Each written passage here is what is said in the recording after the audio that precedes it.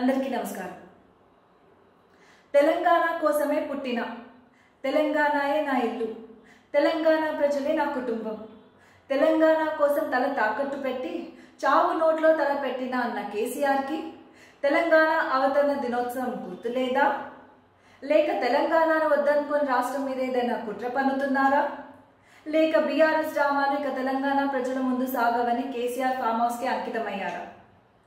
ఏదేమైనప్పటికీ ఒక మాజీ ముఖ్యమంత్రిగా, ఒక పార్టీ అధ్యక్షుడిగా కేసీఆర్ రాష్ట్ర ఆవిర్భావ ఉత్సవానికి ఎందుకు హాజరు కాలేదు?